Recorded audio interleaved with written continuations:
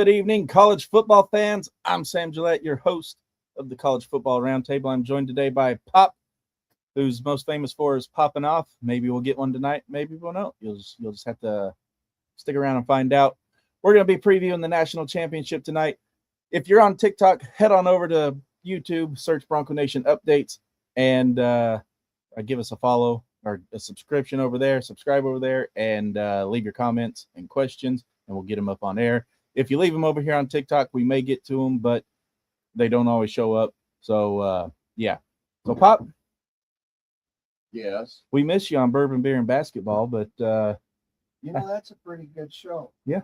I'm not a big basketball fan, but I watch that. You guys are kind of hilarious. Well, we try. I learned from the best. How are you doing tonight, Pop? I'm doing good. Yeah. Enjoying the football season so far? Yeah, I hate it when it comes to an end. I know. But that brings us up to I'm going to go a little bit out. No, I'm not. Todd. Hey, Todd, how are you? Talk Sports.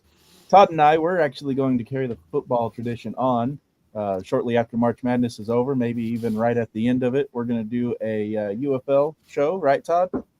Yes. Have you been seeing the draft? I haven't. No, to be honest with you, wife's out of town this weekend, and I have been all over kids and housework and trying to put this show together and getting ready for Bourbon Beer and Basketball next week. It's been a whirlwind, but she doesn't get paid, and she lets me do all this stuff, so I'm happy to let her go. There you go. You enjoying football season so far? Yes, I'm kind of lost without, games all the time here, so it feel like a month since the last game, doesn't it? I know, right, man? It's been brutal. One more time, if you're looking at us on TikTok, head on over to Bronco Nation Updates YouTube and give us a subscription over there or subscribe over there, however you kids say it these days. And we can post your comments and questions on air over there or stay on TikTok. I don't care. You'll only see my ugly mug. Also joining us is Mr. Nick Wade from an undisclosed location deep in the heart of the Boise foothills. Nick, how are you tonight? I'm doing great. Only 231 days until some more Bronco football. There we go. I knew somebody would have that. Yeah, that's almost as bad as someone told me it was the day after Christmas. They said, I can't believe it. There's 364 days to Christmas, and this a-hole still has his Christmas decorations up, or already has his Christmas decorations up. Like, yeah, that's great. Well, fellas, whenever this all started, we did a bracket for everybody, and it hasn't gone well for some people. For other people, it's going pretty good. Let's start. Dang it.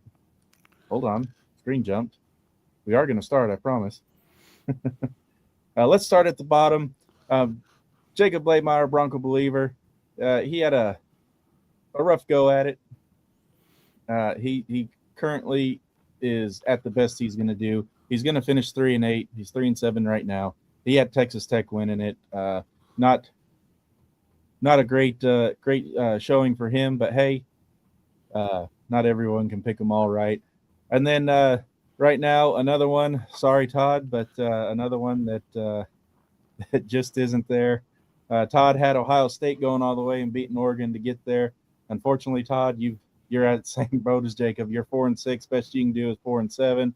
But you're not alone because we have Casey. He is also 4-6. And best he can do is 4-7. He had Georgia beating Oregon. So you guys aren't in bad company as the only people that can improve. And there is one more that can improve, Dominic, who will be back on the show at some point this evening. But he had Texas Tech as well going to the national championship, but Ohio State winning. He too can only be 4-7. As long as Indiana wins, though, the other people can improve on their record. But let's talk about where it all went wrong, Todd. What can you say about your bracket there? Well, I mean, Ryan Day didn't have Ohio State prepared, obviously, and Julian Sand threw a pick six to cost us that round there. I didn't give Indiana as much credit as probably should have there, and had them getting beat originally by Oklahoma. Did not happen there. Oregon got me almost to this championship game on the top bracket, but fell short again to Indiana in a pretty powerful way there last week. So it went pretty much downhill, starting with the bearded what do they call that stuff you dye your beard with there, and Ryan Day, and his inability to win a football game in the playoffs here this year. Although he won 4 last year, so we'll have to give him a little break. Yeah, and they beat Michigan this year, so they did. We'll give them that. All right. Moving on. Maybe. Hold on. Nick, you have anything to say about the Sorry, Todd, but you have anything to say about the bottom feeders and their brackets? Yeah, I was just going to say what really stood out to me is Bronco Believer put all of his chips in the middle on that Texas Tech defensive line, and it just didn't cut it, man. And that was pretty brutal right from the get go. But it's bad whenever you spend that much money on a line and then lay a goose egg. Yeah. So it's his bracket kind of basically mirrors what Texas Tech did, and put all that money in their defensive line, and the offense just couldn't cut the mustard for him, and that's what happens. Yep. So moving on, I am currently sitting in 4th place, and I can improve one game, but I cannot improve to finish anything more than 4th place right now. I can actually lose ground if Indiana loses, and it'll come down to points to see who finishes 4th place. But right now, that's my bracket. Texas Tech kind of screwed me over too. I really thought they were going to do something against Oregon, but not able to score a point. That surprised me. That's probably the biggest surprise of the playoffs. Would you guys agree? No, Oh, what's the biggest surprise then? Oregon. That's what I just said. No, you said Texas Tech. Yeah, laying a goose egg against Oregon. Wow. Is that the biggest surprise of the playoffs? Is Oregon's domination of Texas Tech? Yeah, probably that. I mean, I kind of thought Oregon was going to dominate Texas Tech to start with, but yeah, I mean, did not score a point. Probably the biggest surprise offensively there. Yeah. For me, I think it's because I started this bracket out with a couple emotional picks. So for me, the surprise is where the Miami Hurricanes are right now. So yeah. Excuse me. TikTok, I see our viewership kind of climbing up a little. You guys can stay here and look at me and listen to me and listen to the guys over here. You can jump on over to YouTube, search Bronco Nation Updates, and be part of the show over there, where you can post your comments and questions, and we'll get to them on air. Or you can stay over here on TikTok and just look at me and listen to everybody else. Moving on to the guys that can win it all 3. Pop, TJ Corman, who is part of the Sunbelt Syndicate. He did our show with JMU, and Nick. Nick, let's start with you. Right now, you can claim championship if the total points scored is closest to 55 for you. How are you feeling about your bracket? Yeah, well, I'm actually surprised coming out of that first, at that first round. I put a lot of weight on Texas A&M, and then when they lost to Miami, then it's like, all right, well, I do get to enjoy the Ohio State and Miami game, and I chose Ohio State. Miami went forward, and then same thing with the Ole Miss and Miami. I thought Ole Miss was going to win, and Miami ended up winning. But I after that, after after the two rounds, actually after the first round, I figured hey, I made a couple emotional picks because I was kind of butthurt that Miami got in, Alabama got in, and Notre Dame didn't. So, but it turned out, I'm aside from Miami making it to the championship game, my other surprise is that, hey, I'm in this thing. So Yep. You're praying for a barn burner. Well, I was assuming that Indiana and Texas A&M would be in the championship game, and it'd probably be 35-20. And having the Hurricanes come out of that same arm of the bracket, I'm pretty confident that it very well could be 55 points.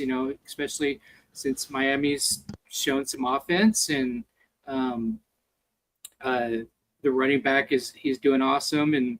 But I do my only concern is that from the last couple of games of Indiana, they've been stifling on defense, so that could I might win the game and I might lose out on the points that way. You may get garbage time points that could put you over the top.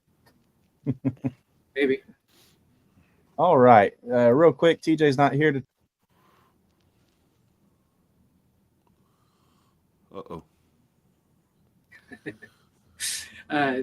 Sam's been having some Wi-Fi problems.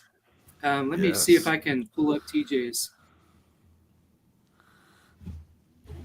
Yeah, TJ had Indiana winning with a total of 45 points. Ability to go 6-5. So you and him, Nick, are close. I mean, you guys are a difference of 10 points in the game. Yeah. Yeah, I think he's in the middle, and I think Pop's on the lower end of the scale. Yeah, Pops is going to be 44 total points. So TJ and Pops are separated by 1 point, and you got a 55 number hang there. So, if you can get a little high-scoring game, you can win this thing. Yeah, and right now I'm happy either way. I'm playing with house money. I wasn't thinking I was going to get this far anyway after that first round. What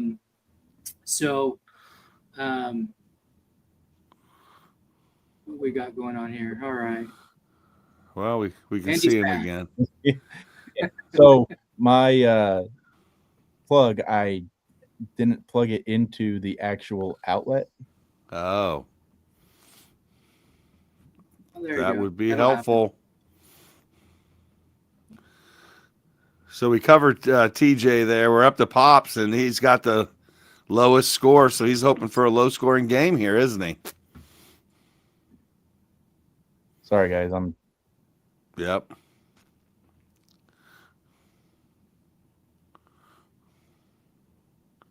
There we go. I'm back. There we go. Yeah. So my outlet did not, or my plug never actually made it into the outlet, so my computer died on me. So fun times. But we're back. So let's go to look at TJ's bracket real quick. And TJ has Indiana winning. He had Georgia making it all the way. But he's got 45 points on this one, so he's going to be looking for one of those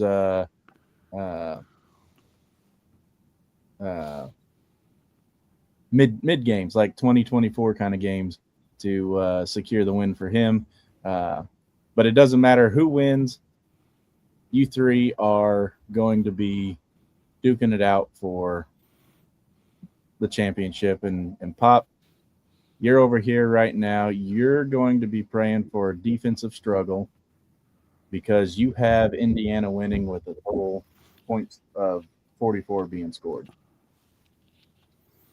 I've been wondering all week when you said it was going to be decided by points and what that meant. So that's where the total score comes in? Yep. But I know that I'd pick 44.5. So you're hoping for a defensive battle for little bits. 10-3, Miami 10-3 over Indiana 10-3 over Miami or something like that. I'd like to see 44 tonight. Okay, there you go. 44-0 for Pop. How you feeling about your bracket though, knowing that Indiana scored 38 and 56 in their last two games and Miami scored 24 and 31? That 44 seems a little low. Yeah, probably, but I ain't changing. No, you can't change it. But Okay. I'm just asking how you feeling about it. I feel good about everything, even when I don't. All right. Good deal. You heard it here first. He feels good about everything, even when he doesn't.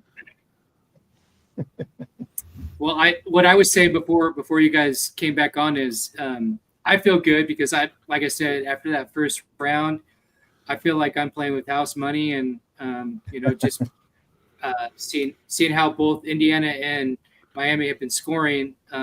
It's still kind of it's a realistic for me. It's a realistic score, but you never know. Yeah.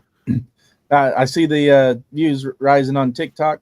If you're over there and you want to be part of the show, we can't post your comments from TikTok into the show, but if you go over to Bronco Nation Updates YouTube channel, subscribe, post your comments and questions there. We'll get to them, post them on air, and go from there.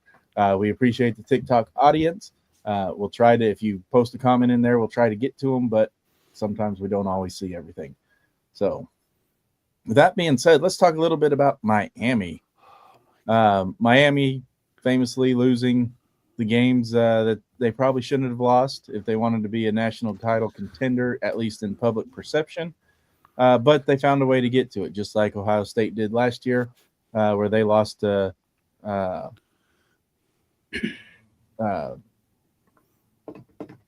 Michigan just prior to the playoffs and then made their run. Todd, you're kind of you're first hand to that, but you think Miami can pull this one off, or do you think that you're finally going to give in to your inner demons and go ahead and pick Indiana? Well, I think Miami surely can win this game.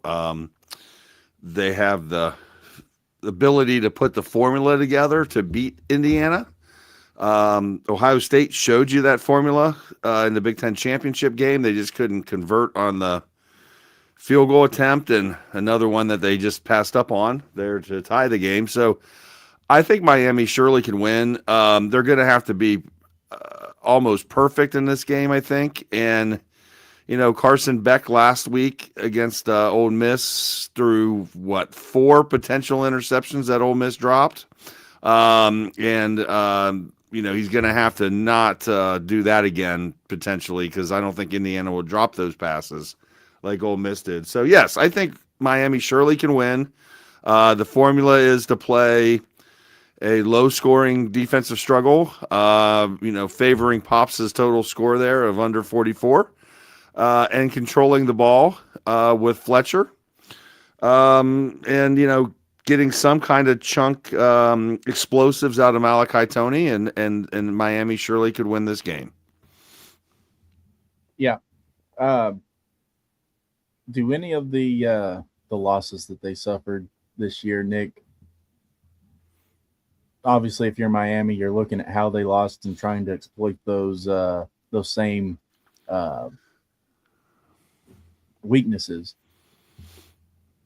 And I think somebody said that they're murder robots is what Signetti has on his football team. I saw that somewhere in passing, and I went to screenshot it, and my screen decided to do one of them refresh things, and then you lose it and can't ever find it again. But Signetti's football robots, is he getting them in position to really take this one over?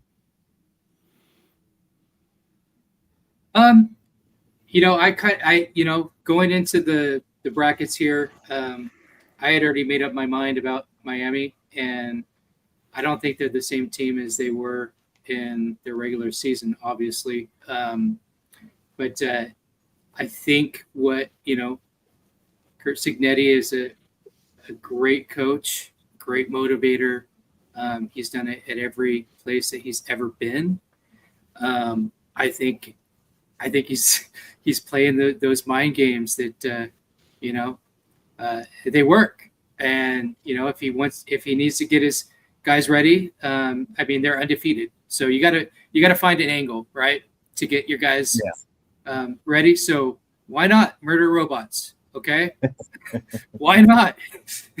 Everything else has been working. They won the Big Ten championship, and characteristics that I didn't think was going to be possible, and they've won each game in the playoff. I thought it would have been closer, but they've been quite dominant. So, I guess, and he probably knows the team better than anybody. He built it, he's run it, and so he's going to find an angle to get the troops ready. All right, Todd, who's your offensive MVP for Miami? That's a great question. I think you got to give it to Carson Beck. As much as I hate to say that, I'm not a big Carson Beck fan, but he definitely has, righted his ship from his earlier games against. Well, the game against Louisville, he just played absolutely terrible with the interceptions and the turnovers. The game at SMU, I'm going to give him a break on because of some of the weird things that occurred in that game. But overall, I think it's probably Carson Beck for the whole season. Now, I will say this in the playoff run here, Mark Fletcher has played tremendously well and carried the rock, pretty well in the playoffs here in those two games. So, but I still think Carson Beck is probably the offensive player. No Malachi Tone? Malachi Tony's had his moments. Look, he almost cost him the game against Ohio State with his fumbles. Yeah. So he's lucky that one bounced back up in his arm. You ever seen a ball bounce back up to a guy like that Thunderbolt did? It doesn't happen very often. Not really, but man, that thing just bounced right perfectly up. Those are the football up. guys right there. Yeah, exactly. So, and defensive MVP, and why is it Bain?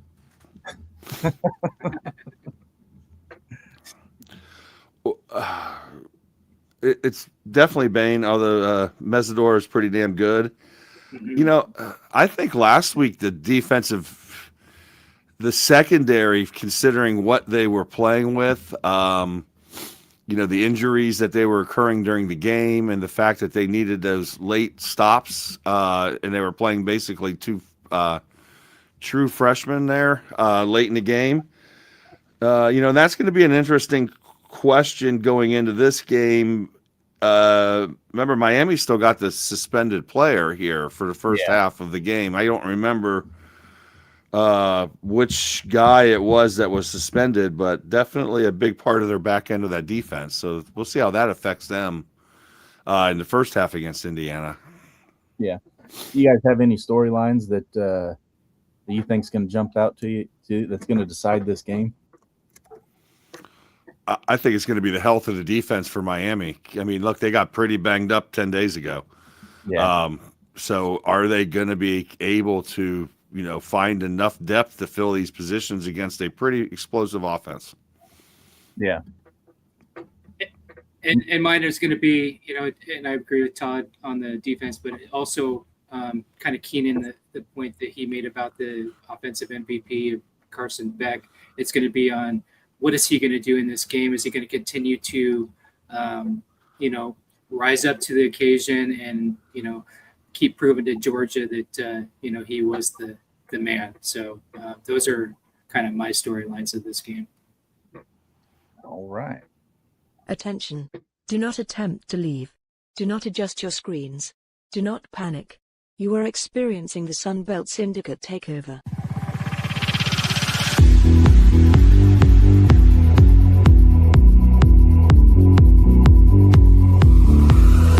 Sunbelt Syndicate.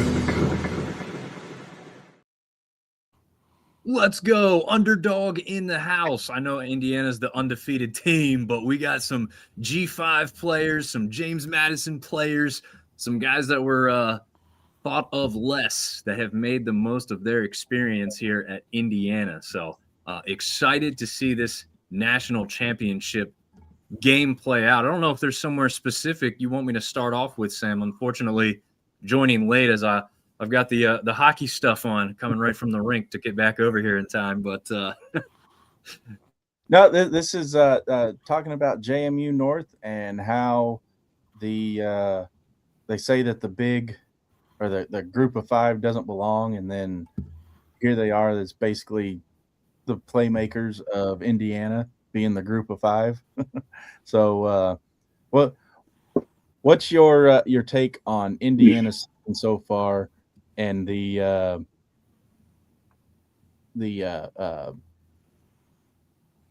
chance all they've of that. got. Yeah, there we go. All right.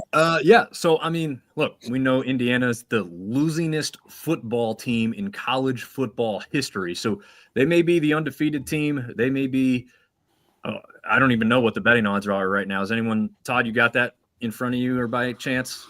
There was minus 8.5 earlier. Oof. Okay.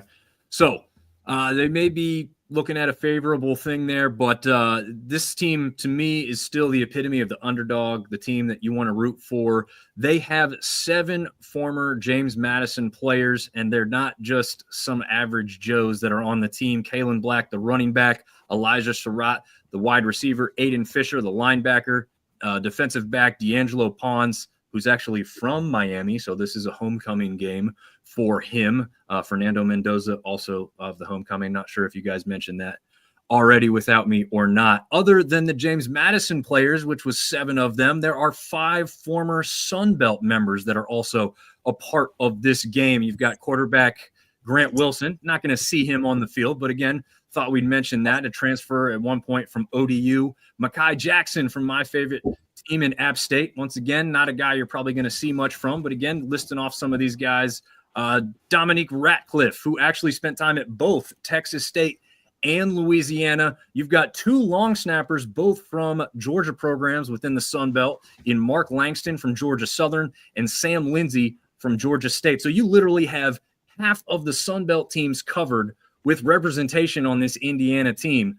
And then that doesn't even mention the 17 total G5 mid-major type programs that are represented throughout the rest of the team. Guys from UAB, New Mexico State, Kent State, Western Kentucky, Northern Illinois, and then, you round that out with some of the Sun Belt guys.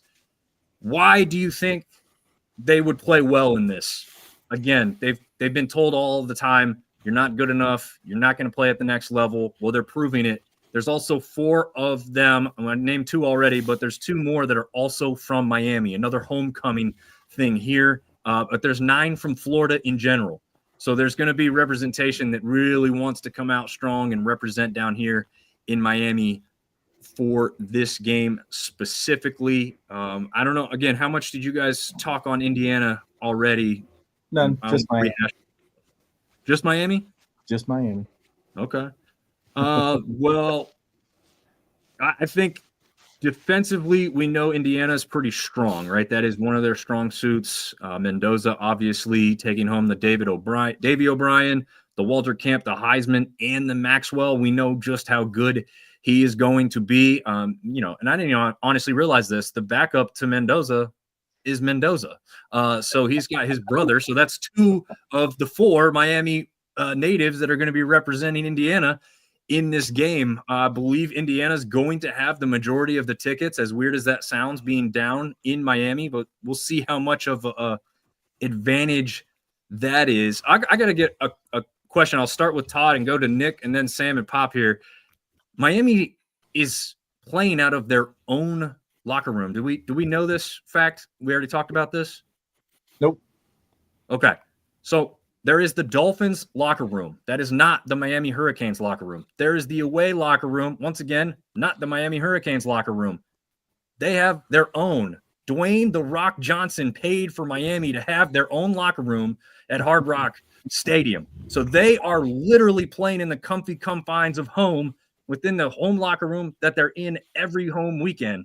And then Indiana's going to come in as the true away team in every sense of the word, because they're going to be, I don't honestly know if they're going to be in the Dolphins or the away locker room, but Miami's going to be in their own. They've already confirmed that that's the case.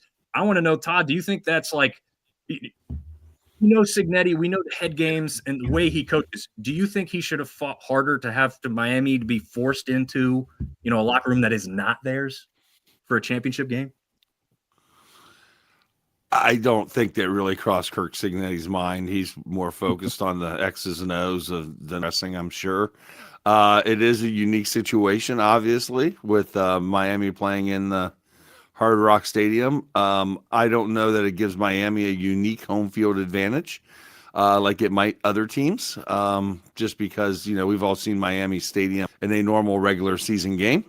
When they're not playing, Miami or Florida State or Florida, it's not always packed to the gills with the Hurricane fans. So I don't think Signetti's worried about it personally. I think he's more worried about how he's going to operate his offense and contain those two defensive ends than he is on where Cristobal is going to be putting on his gym shorts.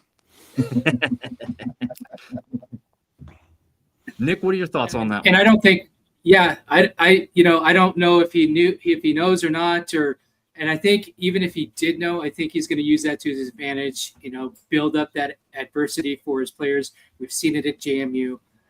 We've seen it, for 2 years now with the Indiana, and basically doing a 360 with the program, taking it from the most losingest program up above that Mendoza line. And so I think even if he did know, I think he's going to use this to, to motivate to motivate the troops. And what other better way to go, to give a pep talk to an undefeated team like, here you are up against the most adverse championship game in college football history, and then go get those murder robots. Nice. I want to know Pop's thoughts on this one. Is it going to pop off? We interrupt your regularly scheduled program to bring you this important announcement from the Emergency Sports Broadcasting Network. Weak constitutions should seek shelter immediately. Pop is about to pop off.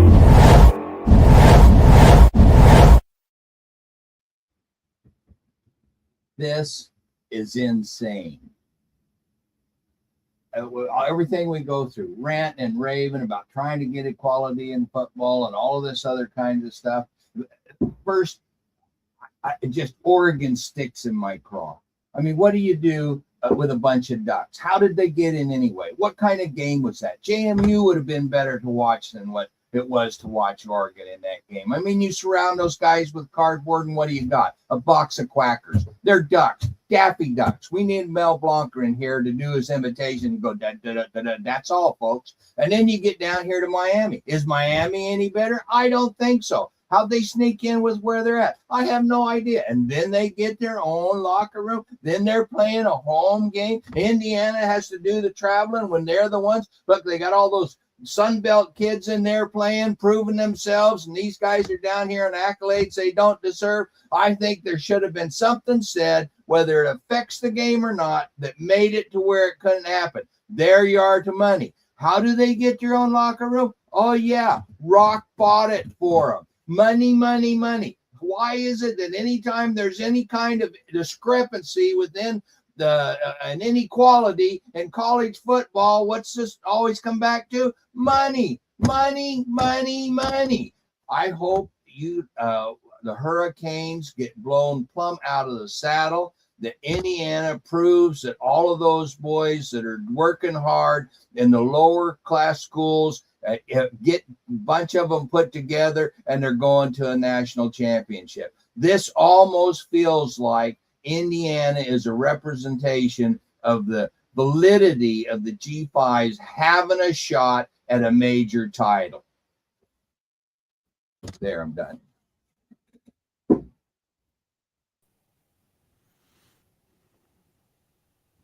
Now I'm done. Love it. I love it. Well, he's right, man. Why does it always have to come down to money? That's it right there. The floodgates are open. Speaking of money, I heard some of the tickets in this game are going for like $3,000 a piece. That's insane. Minimum. Yeah. I need to hit that pop again.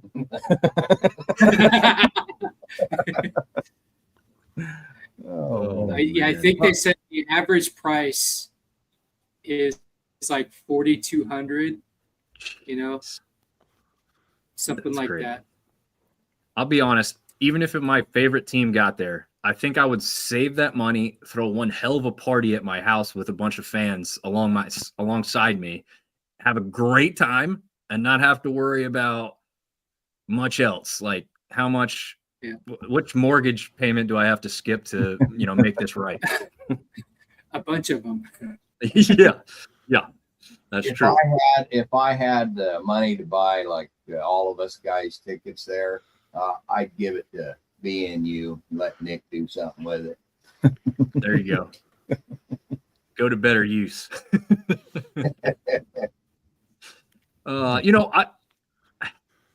College being different. It's funny. I had this conversation with someone the other day, like the Super Bowl. If I'm a real tried and true fan, sure, you want to experience it to some extent, but you're in there with a bunch of people with money who don't care who wins, or don't, they've only chosen a side because now they're there. They don't even really know how they got there. I'd rather stay home with the amount of money you would spend on a ticket, and again, watch it with a bunch of people who really tried and true care about the teams and the game that's going to be on the field. Again, college football's national championship hopefully doesn't quite have that feel.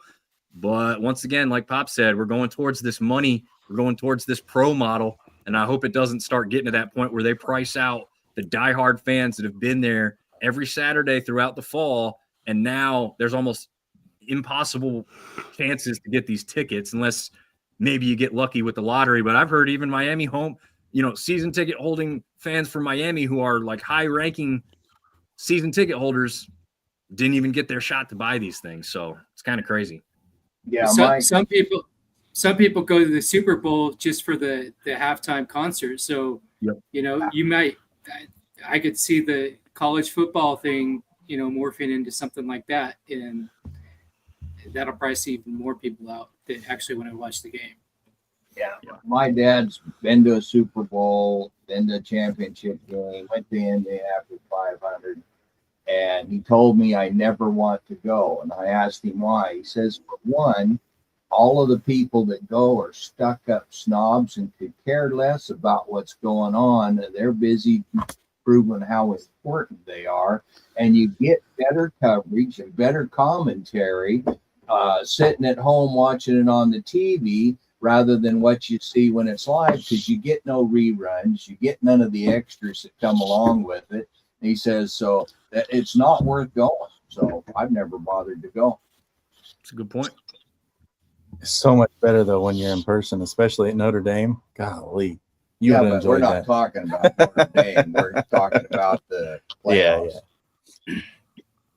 That's the part that I hope we truly never lose. Like going on the road, like you guys are talking about, an experience a place like Notre Dame. App State many years ago went on the road and experienced Kyle Field. The pregame yell, as weird as some of that stuff is, it's historic. It's a tradition that's different than anywhere else. Those are the things about college football I hope we truly never lose, because that's what makes it great. And again, I hope the money that Pop's talking about doesn't go too much farther. I mean, I think it's already over, as Nick said, the Mendoza line here. But hopefully we can rein it in to some extent and still have those tried and true traditions and true fans and fandoms that we've had throughout the history of college football. We can keep it at the local level. It's what's on the top side that's what destroying everything. You know, I'm a lifetime ticket holder at Boise State for 20 years and wouldn't trade those experiences for anything in the world. And I'm envious of Sam getting to go to Notre Dame. And, you know, anytime we got to travel to see some of the history and everything, that was always great. But that's why it sickens me so much what they're doing to the sport. Yeah. All right. Well, let's take a quick break here. When we come back, we will get more in depth into this game and go from there.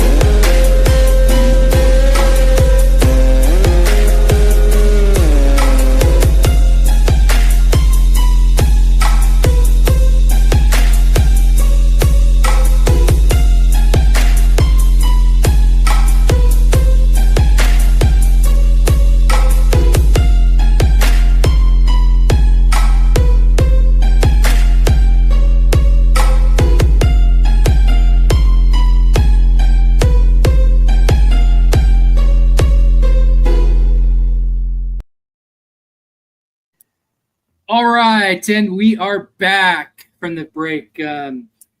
Let's move on to the championship game. The national championship game will be held on Monday at 5:30 p.m. Is that Mountain Time or Eastern Time?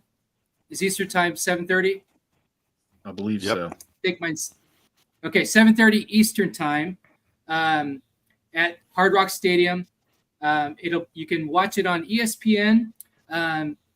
This game opened up with a spread with Indiana favored by 7.5, but right now we're sitting at about 8.5 that they're favored.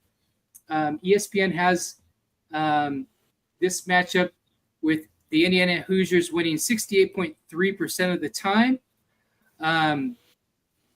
Okay, so, and then as Dom was saying, this is basically a home game for the Miami Hurricanes.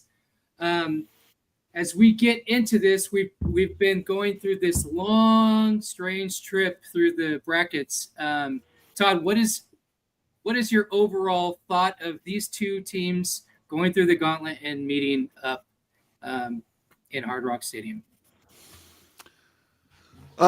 Well, as we look at this season and we recap, kind of what happened, I thought about after week number 3 of the season through week number 7 or so, I personally had Miami as the number 1 ranked team in the country. A lot of people, at that time were saying Ohio State was the best. I'm obviously an Ohio State fan, but I was still ranking Miami at number 1. I just thought they had overall, great talent. They looked like a National Football League team almost in the way that they were built and constructed. Then obviously they had that hiccup with Louisville there, and then kind of the shine wore off there for Miami. And then they had to fight back throughout the rest of the season to get to the point where they were, most people didn't even think they should have been into playoffs. So it was quite the run for them. Obviously, most of us probably thought Mario Cristobal would blow this thing at some point, and we've seen that before, so it wouldn't be a shock if he did. So, I think Miami is, a pretty damn good football team, even though they have the loss to Louisville and SMU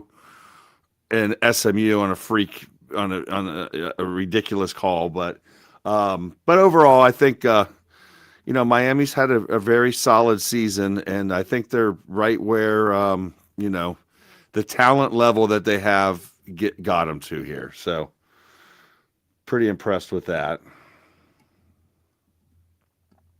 And Tom, what are your first impressions of this? We've all gone through this bracket. We made our picks. Something you missed while you weren't in here is one of the surprises for me is that I did start out the first round making my emotional picks, and then Miami ran the table, and now they're right in the championship. What do you think about this? Just in general, this matchup that college football fans are going to watch. Yeah, I mean, I'm actually excited for this. I was very wrong. I thought A&M versus Miami in the first round might be the biggest blowout we see, and not in Miami's favor.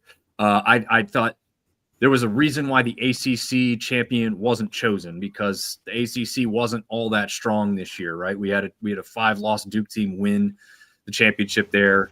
Miami probably was the best team in the ACC, as funny as that is, not being in the championship game. As we know, they desperately need to retool their championship game metrics, and it looks like after this debacle they will. But I just, I didn't trust the ACC, and so the fact that Miami's here is a great thing. Honestly, I don't care whether you love them or hate them. It's great for the sport that someone who was questioned about being allowed within the tournament has now run the table to get to where they're at. Because it proves, they're kind of a traditional team in the sense, but this year they weren't really, right? Because we're talking about them and Notre Dame. Are they in? Are they out? They got in, and they've proven that they should have been here with the way that they've played and the way that they've impressed. And on the opposite side of that with Indiana, my question mark with them was, do they have enough experience at this level playing this many games to get there, right? These are the underdogs, the guys that are fighting for respect.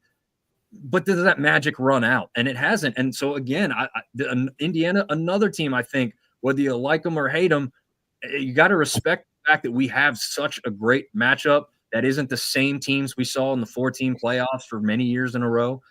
So that's my thoughts on both teams getting here. I love it. Neither one are my favorite team, but I'm very interested in this matchup and all the storylines that come along with it. So, it's great stuff. I mean, at some point, though, you've got to say, is the magic going to run out and say, okay, these guys are legit? And I think we're at that point. I think their meticulous dismantling of everybody in the playoffs so far is like that of Ohio State last year. Can we all agree on that? Yeah, I do. Yeah. So the game is going to be won or lost in the trenches. And I know we say this about all the games, but really you got Miami's dominating D-line and Indiana's O-line that doesn't let very many people get in that backfield to Mendoza. Which one comes out on top? I know. Okay. If you say the team with the most points, I am kicking you off the show. Promise? Promise. Say it. The whole thing. And this might sound odd, but I believe that Indiana has their advantage going into this game because of the bye week. They went through the bye week. They got that rest up. They didn't have the bye week rushed over to where, like everybody else does, losing that game. So that was almost like a warm-up game. And so now they're coming into this. They're a game less on injuries, a game less on fatigue. And I agree with what they're saying. You know, to this point, if you were not a believer, which I wasn't a believer in Miami at all, but they've earned their right to be here. You know, week in, week out, we say we decided on the field. You know, on any given Saturday, you know, one team can beat another, and it can happen. And they're here. They've made their way here. I give them respect for it. But as odd as it may sound, I believe the bye week gives Indiana the advantage in this championship. Good take. Where have you been hiding all these time? Well, normally I just pick the uniform I like the best, and I can't stand the Hurricanes uniform. All right, mother. And that kind of backs up my pushback after that, going into that second round. There are a lot of people out there saying, "See, this is why we need to get rid of this is why we need to go to a round of 16," right? I don't disagree with going to a round of 16, but I don't think that you should base it basically because a team can't get ready off of a bye, right? I think if you're going to go to a field of 16, it's got to be something more deeper than that. Because I honestly, you know, my favorite team's a G5, and you know it's not guaranteed that my team's going to be in, right? And having a 16 team playoff, you know, would give, you know, teams like my team a better chance to get in. But I don't want it to be so watered down. So that, you know, that was one of those arguments people were coming out of the woodwork. Hey, we need to bump this up to 16 teams. No, that's not the reason why you do that. You know, the reason why you do that is because of of leaving out a Notre Dame or something like that. Those scenarios, not because a team can't get ready for after the bye.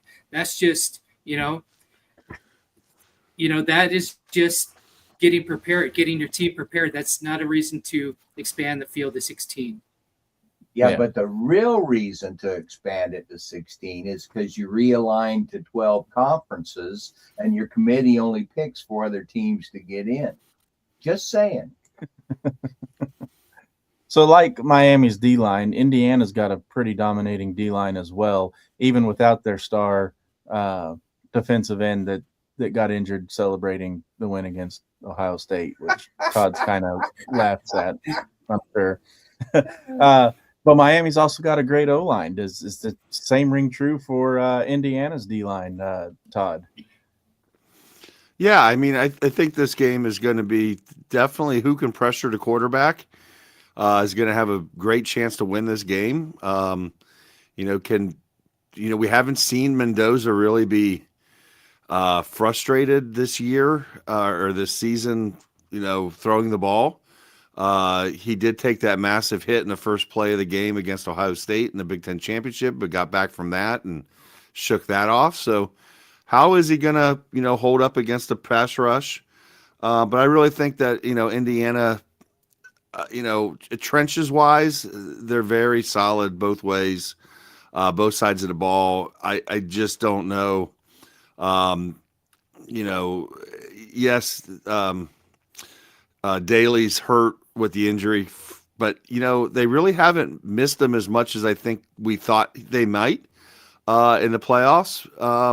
But Miami's offensive line is extremely talented and has some very solid skilled players on that, or not skilled players, but skilled offensive linemen. So I think they can protect Carson Beck and keep him upright. That'll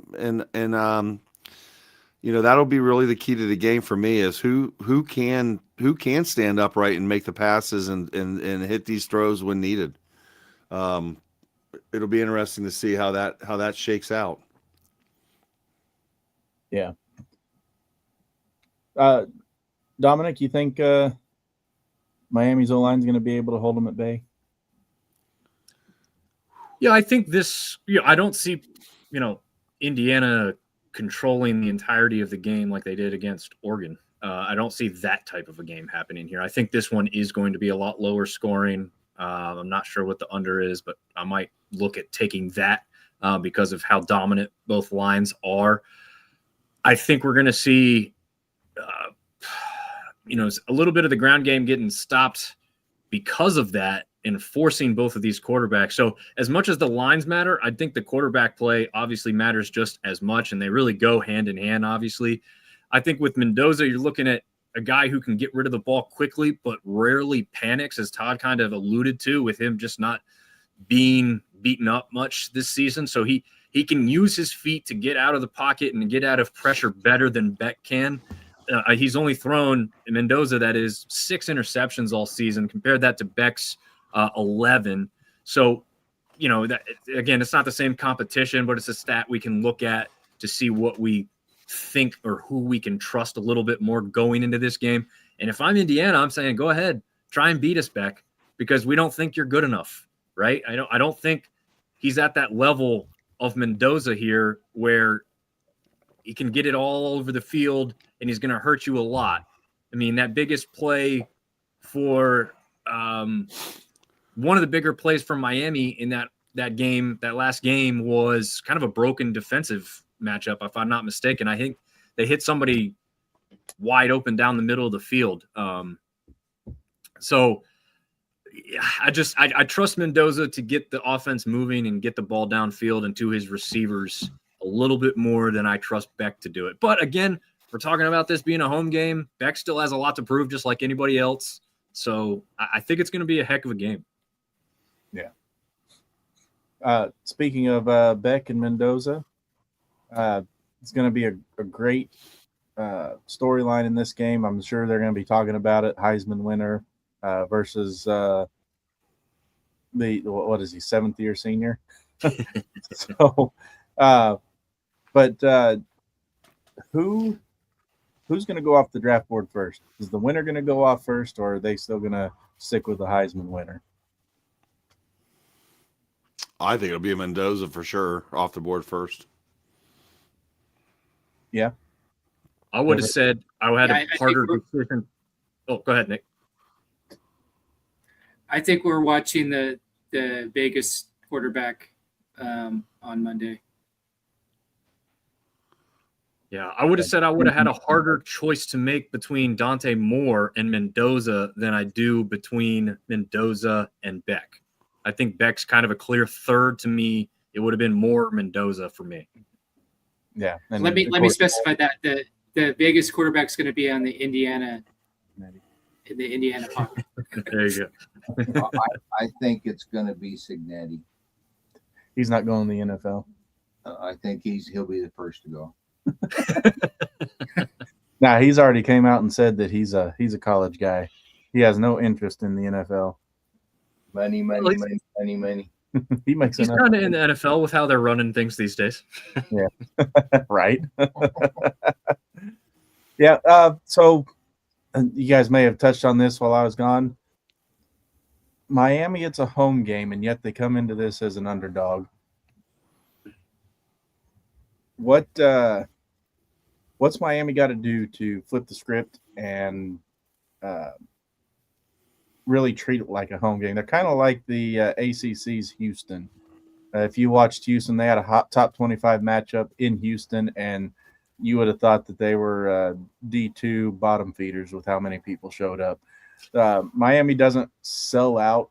Granted, they're playing in an NFL stadium, but they don't have the crowds that you would normally see in a championship caliber team.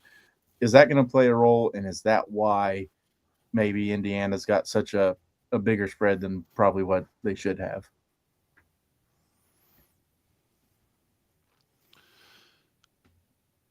Todd?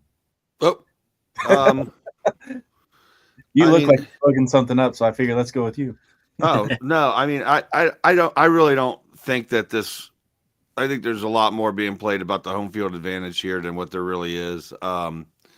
I think if it, the ticket sales are like, I don't remember. I think Dom said, or, who's buying the tickets. I think Indiana fans are probably buying more tickets than Miami fans here. So I don't think in the crowd it's going to be a home field advantage for Miami. Obviously, the non-travel, sleeping in their own beds, leading into the game, will definitely potentially be a play for them. But I don't think that the home field advantage will make too big a difference here in this championship game. Or even if this was, I wouldn't think it would be the same if, I don't know, let's say UCLA was playing in the Rose Bowl for the national championship. UCLA fans, that's never going to happen. But just in case it ever did, I don't think it would be that big a advantage in these type of games. So I'm going to say it's not going to be that big a deal for Miami or Indiana in this football game. Yeah. If you're over on TikTok, why don't you go ahead and drop what your predictions are going to be for the national championship between Miami and Indiana, and I'll try and get to them whenever we are done over here. Do you guys have any storylines that you're looking forward to in this game? Any matchups you're excited to see? What are you guys thinking about this, Dom? Well, yeah, I mean, I think I alluded to it earlier with how many players from that group of 5 level that are going to be represented here. That doesn't include any that may be on Miami's roster. I didn't honestly go through theirs. I should have probably done that as a comparison to see how many players they may have on their roster that also came from that group of 5, group of 6 aspect. And then just to touch on this, the fact, Todd just touched on it, and I did earlier as well. Indiana has the largest living alumni base in the country at roughly estimated to be 805,000. If you compare that to Miami's 235,000, it pales in comparison. That's why we've seen Indiana take over stadiums everywhere they've gone. And Miami alumni typically have a pretty good donor base, money to talk about. So does Indiana. I don't think, again, they haven't been a player for long enough for people to realize some of these things. So I do think maybe it's like Todd's alluding to. It may not feel like a home game for Miami at all. If Indiana truly takes over this stadium, it's going to be like a de facto Indiana home game. And one other fact that people are talking about is the tailgate scene with Indiana is probably right on par with some of the best in the country. And someone said, no, they don't have the Grove. No, they don't have the Tiger Walk and some of these things that SEC teams are known for. But they also said, don't ever disrespect Indiana's tailgate scene and how those fans can get up and rowdy. So if they can do that outside of the building, I'm sure they're about to bring that inside Monday night, just as we heard with that first pick 6 against Oregon the other week, when that place – probably sounded louder than a home game because it was also in an indoor stadium. But I think that's maybe the storyline is like just how big of a presence does Indiana have, not only on the field, but around the field. Todd, what do you think of the cheating allegations Indiana's going through with their comms and everything? With their what? You haven't heard about that, where they're saying that Indiana's using super top secret CIA hacking materials to hack the opposing team's comms, and that's why they're able to get pick 6s and jump the plays the first play of the game. Well, I've been more into TikTok conspiracies about the flat Earth and the walking on the moon than I have been about Signetti getting his, CIA information. So maybe I need to change my algorithm up a little bit and get more. I find myself more involved in the flat Earth argument and how we got through the radiation belts of the moon, landing. But yes, I haven't seen that, but I'm sure now that we spoke about it, it'll be the first thing on my algorithm when this show ends. Oh, you don't have to speak about it. You just have to think it. Right. Exactly. You want to get into some conspiracy theories. Right. That's 5G isn't some kind of signal booster. It's reading your mind, man. Oh yeah. Well, it's obviously disturbed if it's in my mind. Well, there's a reason that they drop service quite often anymore. Oh Yes. no, we don't need to see that reboot. Oh, Nick, you have any storylines you're looking forward to? Yeah, I think the allegations of Indiana cheating is total crap. It's it's rubbish. It's um, you know it's just jealousy. I think Yeah. they've earned the right to be where they're at. You know, they just jumped the play, and it was a pick six. As simple as that. I mean, that's a bunch of crap, man. Pop, you got any storylines? It's cold here. That's for about the game. So it's probably not going to be as cold there.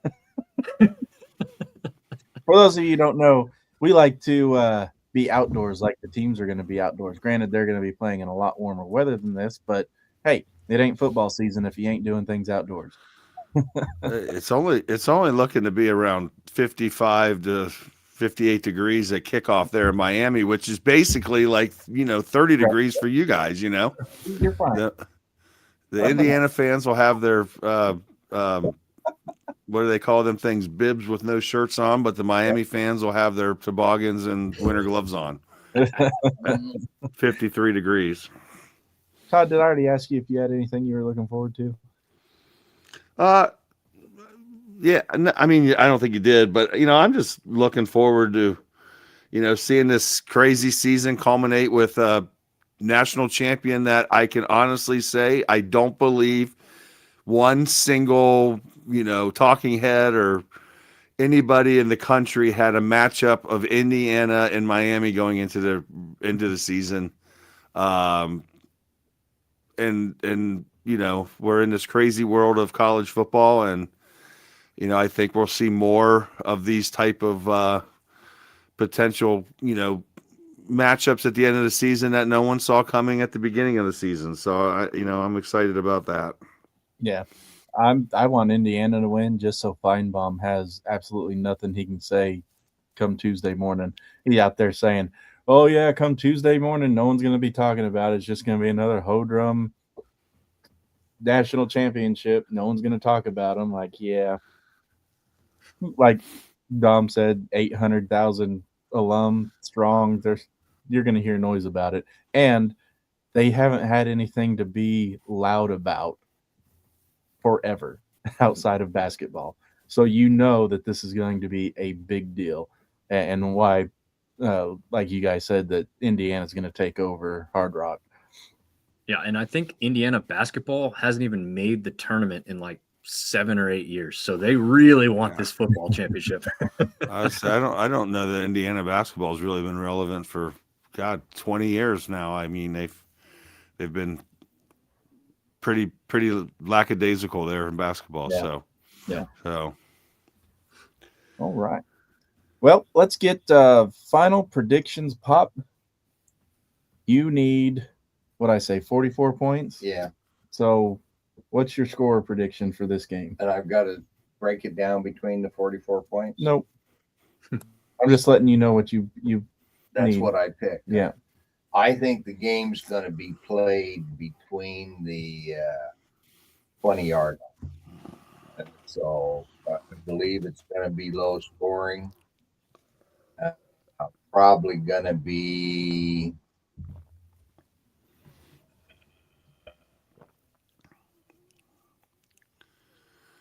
(20-13) Indiana. 2013 Indiana. All right. Todd, what you got? Well, I think Indiana's probably going to pull this game out at the end of the day, but I'm with Pops here. I think this is going to be a low scoring game. I don't think it's going to be as low scoring as the Ohio State Indiana at 13-10, but I kind of feel 21-17, 20-16, somewhere in that kind of range here, with Indiana just being a little bit too much, and Carson Beck making that one mistake that will keep Miami from hoisting the trophy in their home stadium and giving Signetti the God, I don't even know what I want Cignetti's going to get out of this. More potential opportunities to do this again next year, I guess, for him.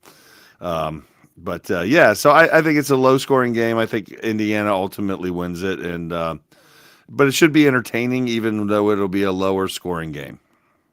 Dom? Yeah, I think the same. We got a lower scoring game than what we've seen previously. I think this Miami defense is really good, as well as the Indiana defense being really good. We still got two pretty good quarterbacks. One of the differentiators in this game that it kind of played out earlier a little bit when we saw Texas A&M and Miami match up, although it was mostly because of the wind and not because of the true accuracy of some of these kickers. But the kicking game for Miami, I don't think I can trust it. Carter Davis is only 73.9% on the season, and anything 40-plus seems to be where his problem lies. So with a dominant defense in Indiana, how close can Miami get to get him in field goal range that he can realistically make? Because of that, I trust Indiana all the way around a little bit more, especially with the special teams. I'm going to take Indiana 24, Miami 17 in this one. All right, Nick. Yeah, I said I was going to go 55, before we started this thing. I'm going to stick true to that. I do think that I think Kurt Cignetti is going to have the team ready. I think that Miami's offense is in for a rude awakening, because I think that Indiana's defense is a little bit underrated. And I think that we're probably going to see that on Monday.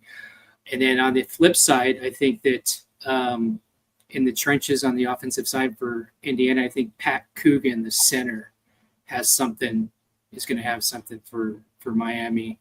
I don't know if you guys remember, but he actually got the MVP for what was it? Was it the Big Ten championship? I think it was, or one of the bowl games. But I think that their offensive line is going to come to play, and I do think it's going to probably be 35-20. But I think if the defense shows up like I think they can and they will, and I think they're going to be motivated, I think it could be even more out of hand for Indiana. I just think that this is a team of destiny. I think Kurt Cignetti's path has been leading to this for years, and I think he's going to have everybody ultra ready for this. But again, I think I'm going to stick to that 55 points, 35-20. But I do think that if Miami's going to win this, it's going to have to be a low-scoring game. It's going to have to be lower than Pop's 44 points. If it is that, they have a real good chance to win it, and that means that there's a pretty good battle in the trenches, and Mendoza's kind of running for his life, but I don't see it that way. Yeah. I think that Indiana's defense isn't going to let Miami get away with the mistakes that Ole Miss let Miami get away with. And they're dominant. They're disciplined. They murder robots. That thing, man, I wish I could have got that. I would have put it up on the screen too. But I've got Indiana 38 and Miami 24. And that's being generous with 24. I think it's going to be under 20. But there's garbage time, and I think they might give something up in garbage time. So, well, thank you guys for joining us tonight. What's up, Todd? We got breaking news here. I don't know if you've heard this, but due to the injury tonight of Bo Nix breaking his ankle after beating Buffalo today, the NFL has just announced that the Kansas City Chiefs will be taking over the space of the Buffalo or the Denver Broncos here, and they are going to now be automatically awarded an AFC Championship game spot due to the unfortunate injury to Bo Nix. So Just in case you haven't heard that's going out around the social media world as I just said it. So I was wondering how they were going to get Pat Mahomes back in it. yeah. Well, there you go. The unfortunate injury to Bo Nix and the broken ankle has got Patty and his boys back in the AFC Championship game, although they're undeserving. The committee has spoken, and they will enter. They will enter the Chiefs in. So, not that we're an NFL show, but that tomorrow's game now between the Texans and the Patriots has just become the AFC Championship game, I believe. Considering that Denver will have nothing left in the NFC or AFC Championship game without Bo Nix. So there you go. I think we've officially entered an episode of the X-Files. Yes. All right. Well, that's a good way to end the final roundtable preview show. We may do a portal show here in a couple weeks once everything starts dying down, let you know where people are going, how they're doing, and what goes around. Coaching carousels once that kind of dies off and all that other fun stuff. And then maybe even a draft show.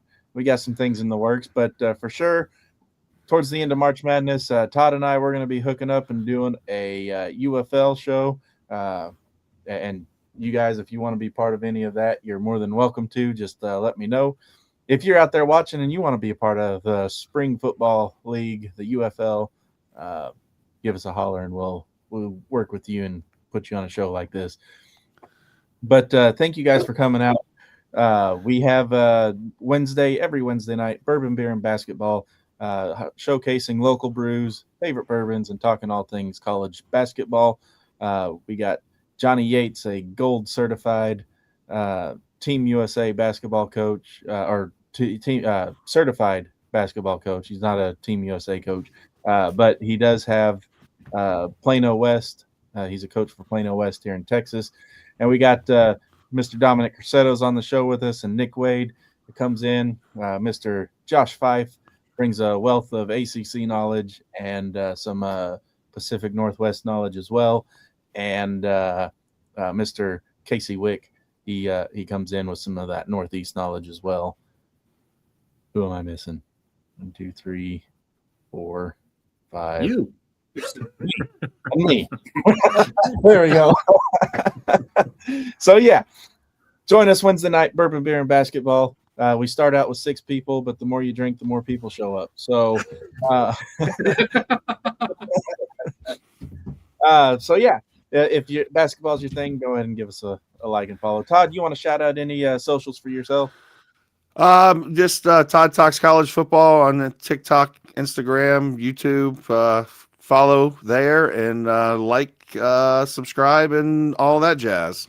All right. Are you going to rebrand once we start doing UFL and go to Todd Talks Football?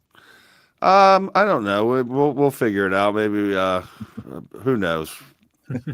I got some time to think about that. Yeah. Dominic, you got anything you want to shout out before we get out of here? Yeah, I mean, Sunbelt Syndicate really on any social platforms, but I want to give a shout out to everybody on screen because I go through, I see Todd popping up on my TikTok all the time. If you're not following Todd, click the button. I love listening to his thoughts and opinions on what he's seeing and viewing on college football. Nick and Sam do a tremendous job hosting all types of athletes from Bronco Nation, from the Boise State side of things, and really interesting stuff because it's not just the same football player, interview every time. You've got all kinds. You got esports. I think you've had gymnasts on there recently, basketball players. So it's really cool to follow everybody else and see what they're doing, see what they're talking about. So yeah, hey, follow everybody because we don't put out AI crap. It's all real people, doing real things. Amen. Nick, well, how you going to follow that up? I should have went with Dominic last. No, I agree. I'm always on there. We've built a nice network. We've squashed our egos. We allow everybody to come on. If you got takes, come on the shows, participate in the chats. like everybody's content. I do want to personally invite people, local businesses, national businesses, people who want to be influencers. Let us advertise for you. We've got a great network, and we're building it every day. And we're all open to be sponsored, and you're not going to regret it. Yeah, especially if you're maybe a lesser known brewery that has the potential to ship nationally. We'll throw you on. We're looking for a title sponsor for the Bourbon Beer and Basketball Show, and it doesn't cost you cash money. The only thing we ask is swag bags for the 6 members of the show, and then you're right there down there at the bottom of the screen where you see on a rectangle screen and all that other stuff right there. That will be your name and logo instead of Indiana and Miami. So reach out if you want to be a part of that. Pop, anything you want to shout out? I've got to say, this is the most learned and eclectic group of people that have been put together. I watched this thing from the start, and I'm just amazed how much knowledge and information you guys come with week after week after week. I can't keep track of it. I don't know how you do it. And then you come up with this bourbon, beer, and basketball thing, and I can kind of go for the bourbon and beer, but then you get to basketball, and there are like 4 million teams and 60,000 games, and you know who's doing what and who's shooting what and where they're shooting from and whether they're good inside, outside, or whatever. And you got like Dominic, Sunbelt Sports, Todd Talks, and BNU, and the only thing I got is Pops Eats Tacos. I mean, it's just awesome. Nothing wrong with that. You guys need to check. I'd love to get a taco sponsor. We need a taco sponsor.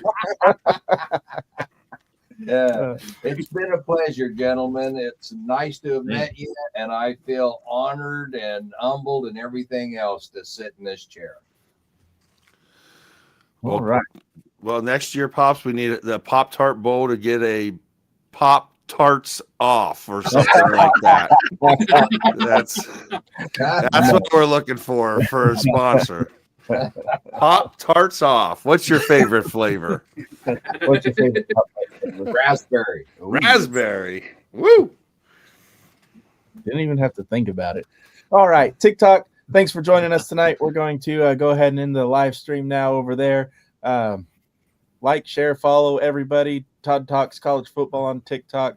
Sunbelt Syndicate for Dominic Crusetto, and Bronco Nation updates for Nick Wade. Sam Talk Sports for myself. Thank you for watching. Have a good night on TikTok. Well, fellas, it's been a pleasure. I've enjoyed every minute of this season so far. Sad to see it end. Maybe we come back and do a post-game show. I don't know. We'll see. It'll be pretty late, but maybe I can talk you guys into it. Pop won't be there because I'll be at work, but maybe we'll see what we can handle. Depends on how good the game is, I guess. Thank you, guys. See you next time. Until then, y'all stay safe. Thank you. See you soon. Peace.